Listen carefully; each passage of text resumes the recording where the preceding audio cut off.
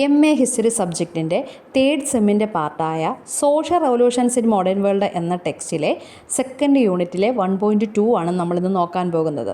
Science. Isaac ന്യൂട്ടനും Carl ലിനേയസും ജ്ഞാനോദയ ശാസ്ത്രത്തിലെ സ്വാധീനമുള്ള രണ്ട് വ്യക്തികൾ തന്നെയായിരുന്നു. ഓരോരുത്തരും തങ്ങളുടെ മേഖലകളിൽ പ്രകൃതി ലോകത്തെക്കുറിച്ചുള്ള നമ്മുടെ ധാരണകളെ പുനർരൂപകൽപ്പന ചെയ്തുകൊണ്ട് കാര്യമായ സംഭാവനകൾ നൽകി. എന്നിരുന്നാലും അവർ തങ്ങളുടെ ശ്രമങ്ങളിൽ ഒറ്റയ്ക്കായിരുന്നില്ല. ജ്ഞാനോദയ കാലഘട്ടം വിവിധ ശാഖകളിലായി ശാസ്ത്രീയ അന്വേഷണങ്ങളുടെ ഒരു വികാസത്തിന് സാക്ഷ്യം വഹിച്ചു. നിരവധി ശാസ്ത്രജ്ഞർ അറിവിലും രീതിശാസ്ത്രത്തിലും ഉള്ള മുന്നേറ്റങ്ങൾക്ക് സംഭാവനകൾ നൽകി. ന്യൂട്ടൻ്റെ ചലന നിയമങ്ങളും സാർവത്രിക ഗുരുത്വാകർഷണവും ഭൗതിക ശാസ്ത്രത്തെ ആകമാനം മാറ്റിമറിച്ചു.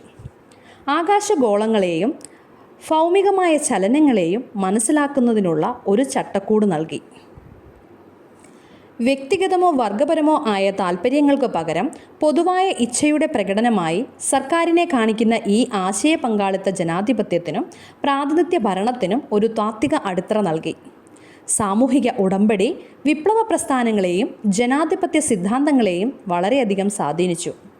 നിയമപരമായ രാഷ്ട്രീയ അധികാരം ദിവ്യാവകാശത്തിൽ നിന്നോ പാരമ്പര്യ ഭരണത്തിൽ നിന്നോ അല്ല, മറിച്ച് വ്യക്തികളുടെ കൂട്ടായ ഉടമ്പടിയിൽ നിന്നാണ് ഉണ്ടാകുന്നത് എന്ന റൂസോയുടെ ആശയം പങ്കാളിത്ത ജനാധിപത്യത്തിനും ജനകീയ പരമാധികാരത്തിനും ഒരു താത്വിക അടിത്തറ നൽകി.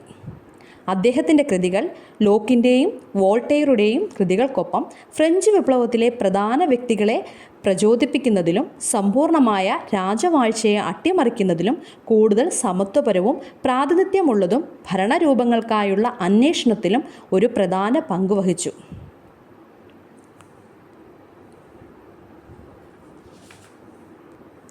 നിങ്ങൾക്ക് ഈ വീഡിയോ ഇഷ്ടപ്പെട്ടാൽ ലൈക്ക് ചെയ്യുക, ഷെയർ ചെയ്യുക, കമൻറ്റ് ചെയ്യുക. Thank you for watching.